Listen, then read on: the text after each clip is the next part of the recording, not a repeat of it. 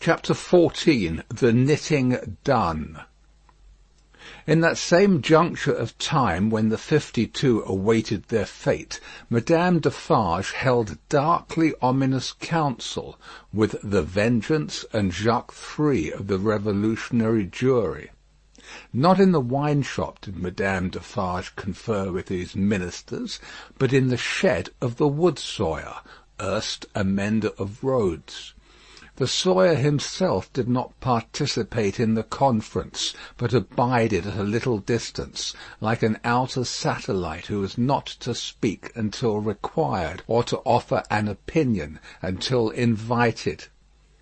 "But our Defarge," said Jacques Three, "is undoubtedly a good Republican, eh?" "There is no better," the voluble Vengeance protested in her shrill notes, "in France." "Peace, little Vengeance," said Madame Defarge, laying her hand with a slight frown on her lieutenant's lips. "Hear me speak. My husband, fellow citizen, is a good Republican and a bold man. He has deserved well of the Republic, and possesses its confidence. But my husband has his weaknesses, and he is so weak as to relent towards this doctor."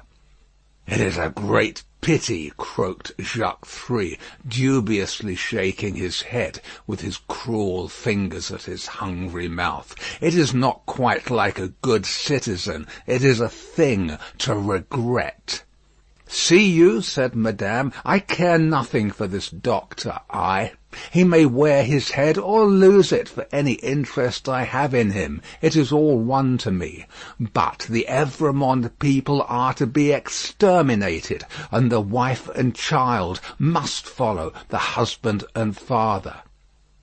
"She has a fine head for it," croaked Jacques Three. "I have seen blue eyes and golden hair there, and they looked charming when Samson held them up." Ogre that he was, he spoke like an epicure. Madame Defarge cast down her eyes and reflected a little. "The child also," observed Jacques Three, with a meditative enjoyment of his words, "has golden hair and blue eyes, and we seldom have a child there. It is a pretty sight." "In a word," said Madame Defarge, coming out of her short abstraction, "I cannot trust my husband in this matter. Not only do I feel since last night that I dare not confide to him the details of my projects, but also I feel that if I delay there is danger of his giving warning, and then they might escape." "That must never be," croaked Jacques Three. "No one must escape. We have not half enough as it is. We ought to have 60 a day." "In a word," Madame Defarge went on, "my husband has not my reason for pursuing this family to annihilation, and I have not his reason for regarding this doctor with any sensibility. I must act for myself, therefore. Come hither, little citizen." The wood sawyer, who held her in the respect, and himself in the submission, of mortal fear, advanced with his hand to his red cap. "Touching those signals, little citizen," said Madame Defarge sternly, "that she made to the prisoners, you are ready to bear witness to them this very day?" "Ay, ay, why not?" cried the sawyer. "Every day, in all weathers, from 2 to 4, always signalling, sometimes with the little one, sometimes without. I know what I know. I have seen with my eyes." He made all manner of gestures while he spoke, as if in incidental imitation of some few of the great diversity of signals that he had never seen. "Clearly plots," said Jacques Three, "transparently." "There is no doubt of the jury?" inquired Madame Defarge, letting her eyes turn to him with a gloomy smile. "Rely upon the patriotic jury, dear citizeness. I answer for my fellow jurymen." "Now let me see," said Madame Defarge, pondering again. "Yet once more. Can I spare this doctor to my husband? I have no feeling either way. Can I spare him?" "He would count as one head," observed Jacques Three, in a low voice. "We really have not heads enough. It would be a pity, I think." "He was signalling with her when I saw her," argued Madame Defarge. "I cannot speak of one without the other, and I must not be silent, and trust the case wholly to him, this little citizen here, for I am not a bad witness." The Vengeance and Jacques Three vied with each other in their fervent protestations that she was the most admirable and marvellous of witnesses. The little citizen, not to be outdone, declared her to be a celestial witness. "He must take his chance," said Madame Defarge. "No, I cannot spare him. You are engaged at 3 o'clock. You are going to see the batch of to-day executed. You?" The question was addressed to the wood sawyer, who hurriedly replied in the affirmative, seizing the occasion to add that he was the most ardent of republicans, and that he would be in effect the most desolate of republicans if anything prevented him from enjoying the pleasure of smoking his afternoon pipe in the contemplation of the droll national barber. He was so very demonstrative herein that he might have been suspected, perhaps was, by the dark eyes that looked contemptuously at him out of Madame Defarge's head, of having his small individual fears for his own personal safety every hour in the day. "I," said Madame, "am equally engaged at the same place. After it is over, say at 8 tonight, come you to me in Saint Antoine, and we will give information against these people at my section." The wood sawyer said he would be proud and flattered to attend the citizeness. The citizeness looking at him, he became embarrassed, evaded her glance as a small dog would have done, retreated among his wood, and hid his confusion over the handle of his saw. Madame Defarge beckoned the juryman and the Vengeance a little nearer to the door, and there expounded her further views to them thus: "She will now be at home, awaiting the moment of his death. She will be mourning and grieving. She will be in a state of mind to impeach the justice of the Republic. She will be full of sympathy with its enemies. I will go to her." "What an admirable woman! What an adorable woman!" exclaimed Jacques Three, rapturously. "Ah, my cherished!" cried the Vengeance, and embraced her. "Take you my knitting," said Madame Defarge, placing it in her lieutenant's hands, "and have it ready for me in my usual seat. Keep me my usual chair. Go you there straight, for there will probably be a greater concourse than usual to-day." "I willingly obey the orders of my chief," said the Vengeance with alacrity, and kissing her cheek. "You will not be late?" "I shall be there before the commencement." "And before the tumbrils arrive. Be sure you are there, my soul," said the Vengeance, calling after her, for she had already turned into the street. "Before the tumbrils arrive." Madame Defarge slightly waved her hand to imply that she heard, and might be relied upon to arrive in good time, and so went through the mud and round the corner of the prison wall. The Vengeance and the juryman, looking after her as she walked away, were highly appreciative of her fine figure and her superb moral endowments. There were many women at that time upon whom the time laid a dreadfully disfiguring hand, but there was not one among them more to be dreaded than this ruthless woman, now taking her way along the streets, of a strong and fearless character, of shrewd sense and readiness, of great determination, of that kind of beauty which not only seems to impart to its possessor firmness and animosity, curiosity, but to strike into others an instinctive recognition of those qualities. The troubled time would have heaved her up under any circumstances.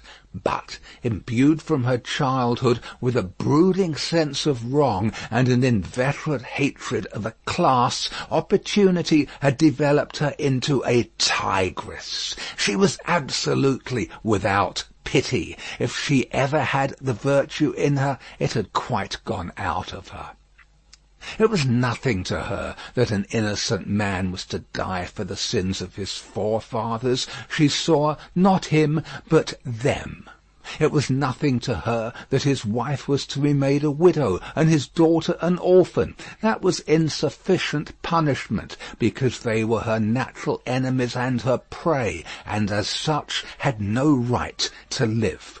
To appeal to her was made hopeless by her having no sense of pity, even for herself. If she had been laid low in the streets in any of the many encounters in which she had been engaged, she would not have pitied herself, nor, if she had been ordered to the axe tomorrow, would she have gone to it with any softer feeling than a fierce desire to change places with the man who sent her there. Such a heart Madame Defarge carried under her rough robe. Carelessly worn, it was a becoming robe enough in a certain weird way, and her dark hair looked rich under her coarse red cap. Lying hidden in her bosom was a loaded pistol. Lying hidden at her waist was a sharpened dagger. Thus accoutred, and walking with the confident tread of such a character, and with the supple freedom of a woman who had habitually walked in her girlhood barefooted and bare-legged on the brown sea sand, Madame Defarge took her way along the streets. Now, when the journey of the travelling coach, at that very moment waiting for the completion of its load, had been planned out last night, the difficulty of taking Miss Pross in it had much engaged Mr. Lorry's attention.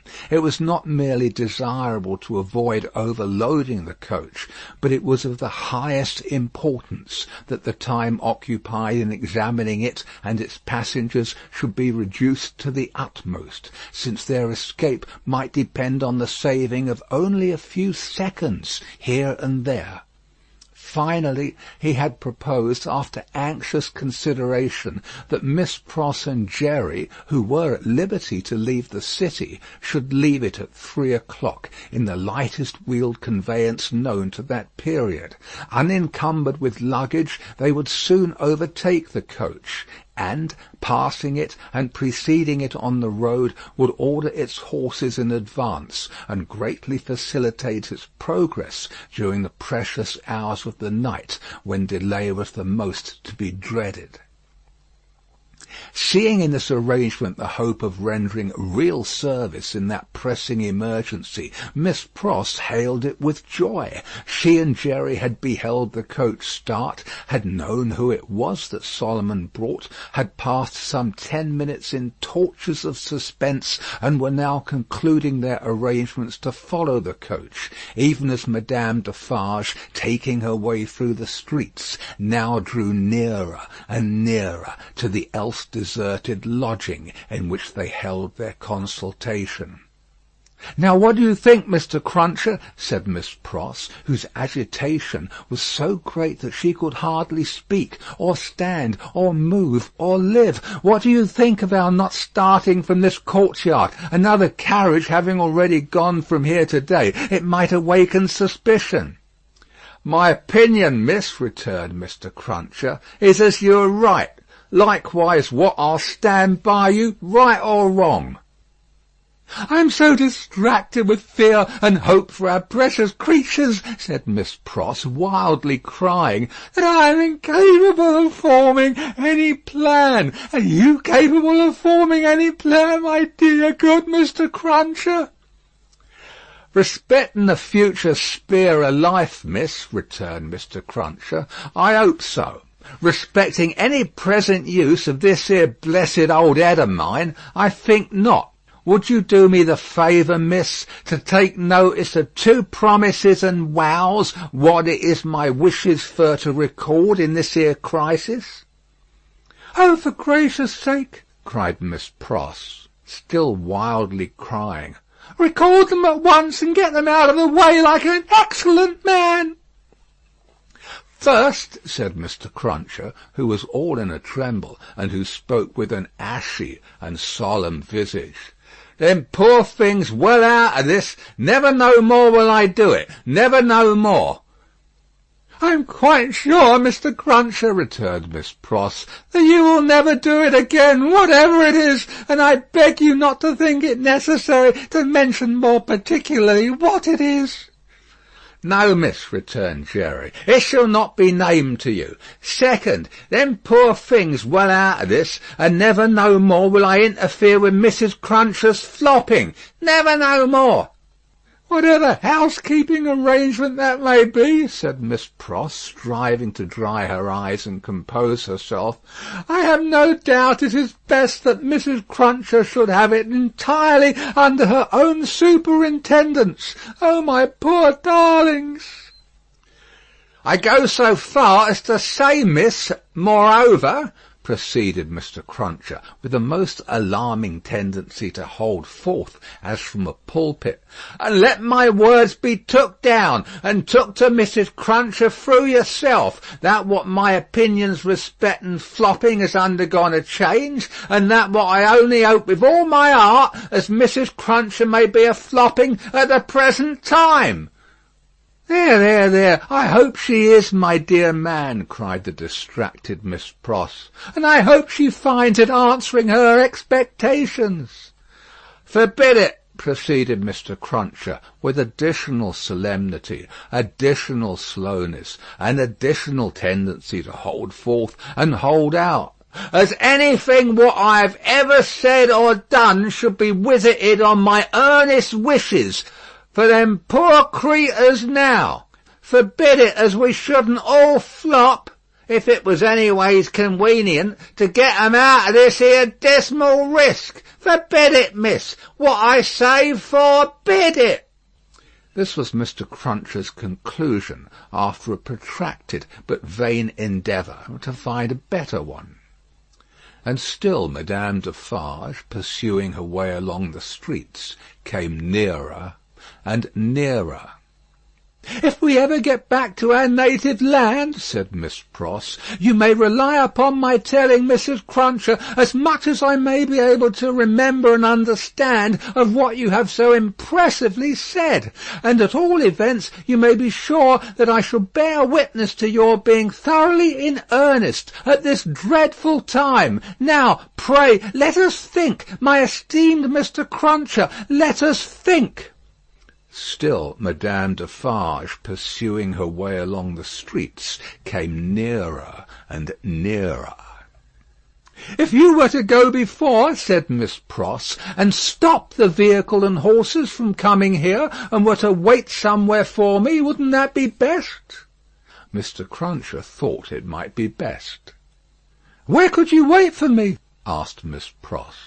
Mr. Cruncher was so bewildered that he could think of no locality but Temple Bar. Alas, Temple Bar was hundreds of miles away, and Madame Defarge was drawing very near indeed.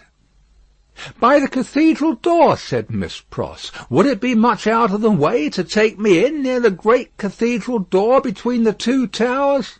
"No, miss," answered Mr. Cruncher.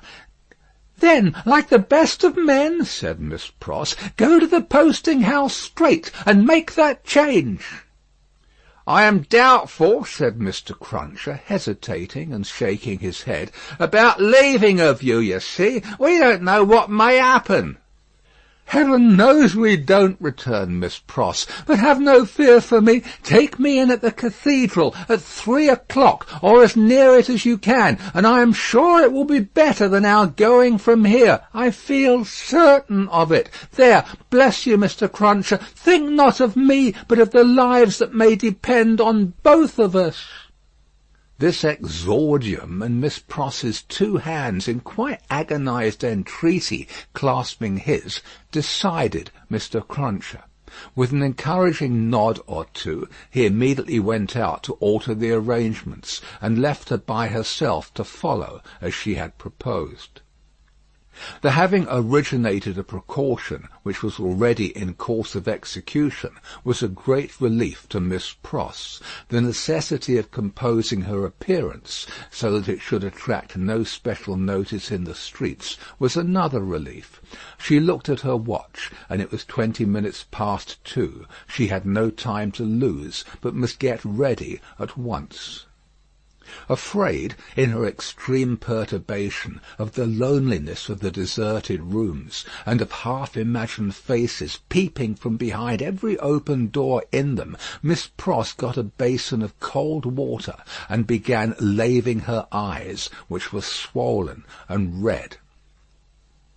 Haunted by her feverish apprehensions, she could not bear to have her sight obscured for a minute at a time by the dripping water, but constantly paused and looked round to see that there was no one watching her. In one of those pauses she recoiled and cried out, for she saw a figure standing in the room. The basin fell to the ground broken, and the water flowed to the feet of Madame Defarge.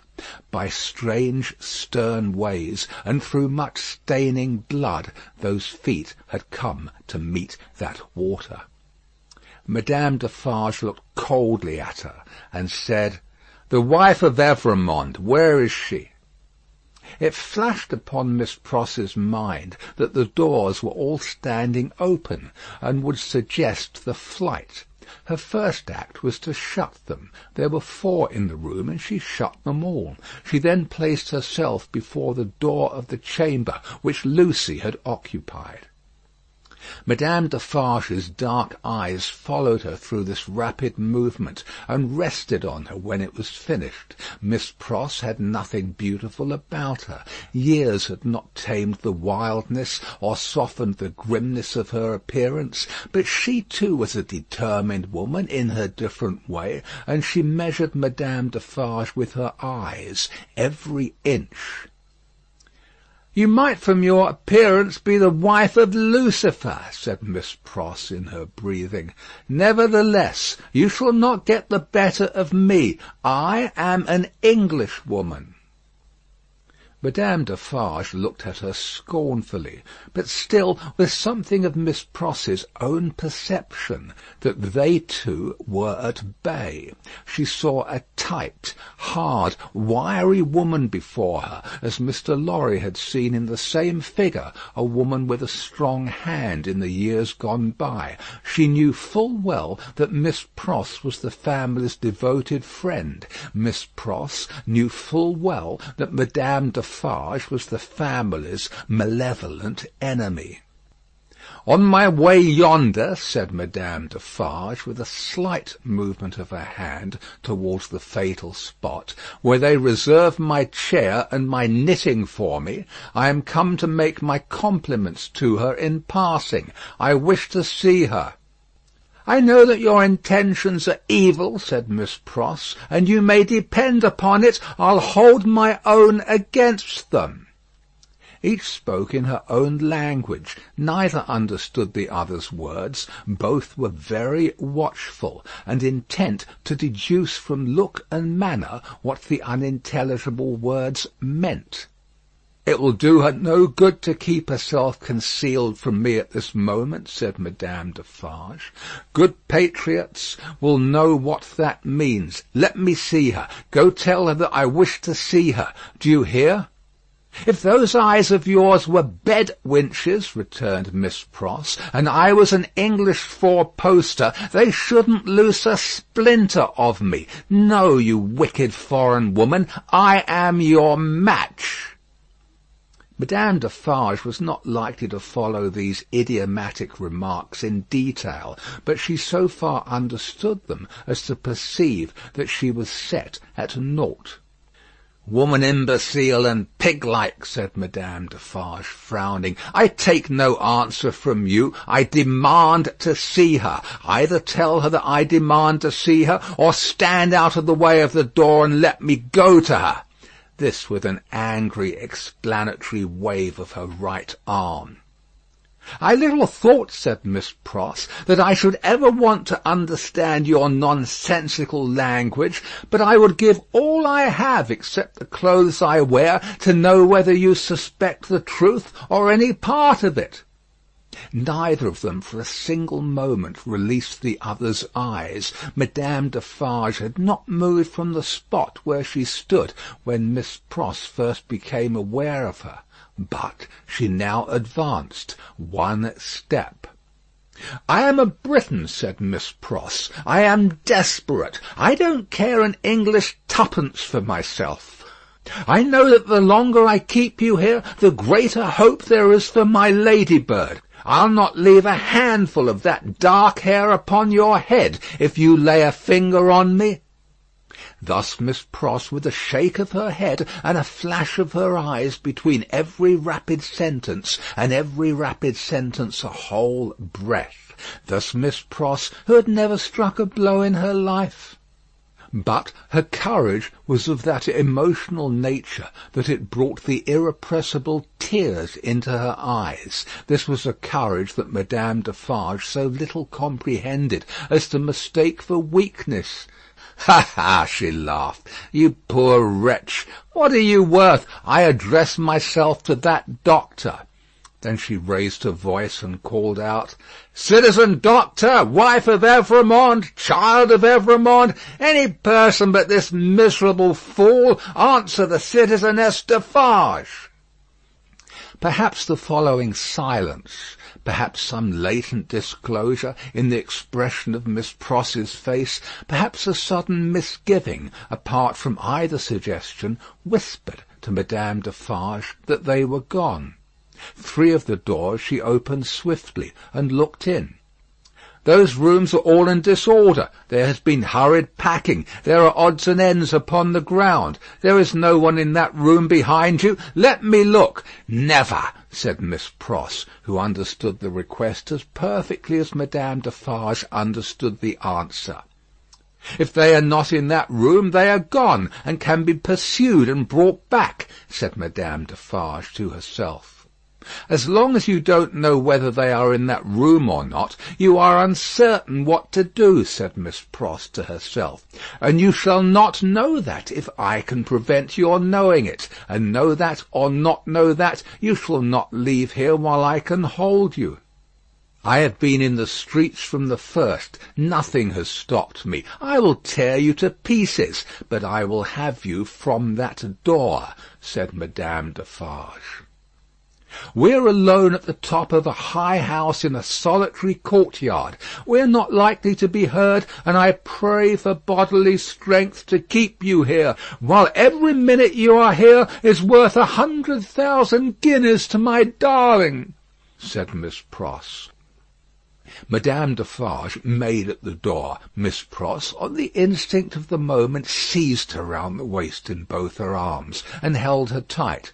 It was in vain for Madame Defarge to struggle and to strike. Miss Pross, with the vigorous tenacity of love, always so much stronger than hate, clasped her tight, and even lifted her from the floor in the struggle that they had. The 2 hands of Madame Defarge buffeted and tore her face, but Miss Pross, with her head down, held her round the waist and clung to her with more than the hold of a drowning woman.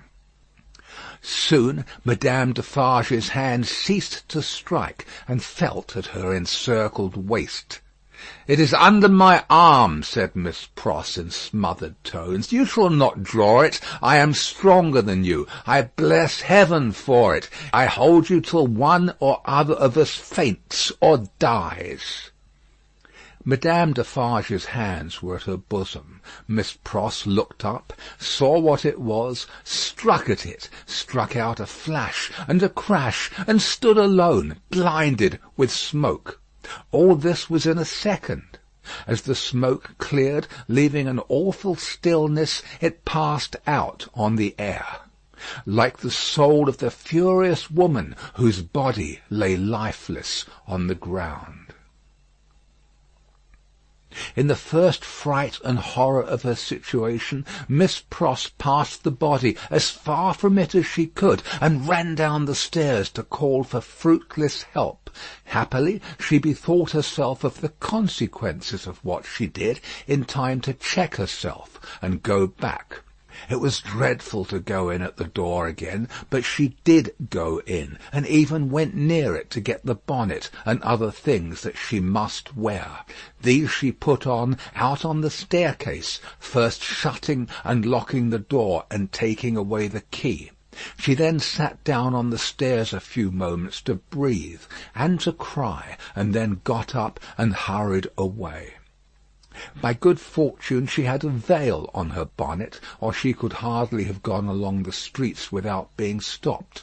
By good fortune, too, she was naturally so peculiar in appearance as not to show disfigurement like any other woman. She needed both advantages, for the marks of gripping fingers were deep in her face, and her hair was torn, and her dress, hastily composed with unsteady hands, was clutched and dragged 100 ways. In crossing the bridge she dropped the door key in the river. Arriving at the cathedral some few minutes before her escort, and waiting there, she thought, what if the key were already taken in a net? What if it were identified? What if the door were opened and the remains discovered? What if she were stopped at the gate, sent to prison, and charged with murder? In the midst of these fluttering thoughts, the escort appeared, took her in, and took her away. "Is there any noise in the streets?" she asked him. "The usual noises," Mr. Cruncher replied, and looked surprised by the question and by her aspect. "I don't hear you," said Miss Pross. "What do you say?" It was in vain for Mr. Cruncher to repeat what he said. Miss Pross could not hear him. "So I'll nod my head," thought Mr. Cruncher, amazed. "At all events she'll see that." And she did. "Is there any noise in the streets now?" asked Miss Pross again, presently. Again Mr. Cruncher nodded his head. "I don't hear it." "Gone deaf in an hour?" said Mr. Cruncher, ruminating, with his mind much disturbed. "What's come to her?" "I feel," said Miss Pross, "as if there has been a flash and a crash, and that crash was the last thing I should ever hear in this life." "Blest if she ain't in a queer condition," said Mr. Cruncher, more and more disturbed. "What can she have been a-taking to keep her courage up? Hark, there's a roll of them dreadful carts. You can hear that, miss?" "I can hear," said Miss Pross, seeing that he spoke to her, "nothing. Oh, my good man, there was first a great crash, and then a great stillness, and that stillness seems to be fixed and unchangeable, never to be broken any more as long as my life lasts." "If she don't hear the roll of those dreadful carts, now very nigh their journey's end," said Mr. Cruncher, glancing over his shoulder, "it's my opinion that indeed she never will hear anything else in this world." And indeed she never did. End of Book 3, Chapter 14. Recording by Paul Adams. www.yawnguy.com